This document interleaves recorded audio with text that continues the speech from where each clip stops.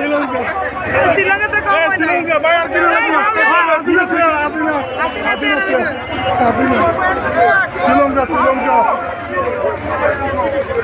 আমরা এখন বর্তমানে শ্রীলঙ্কা আছি। শ্রীলঙ্কা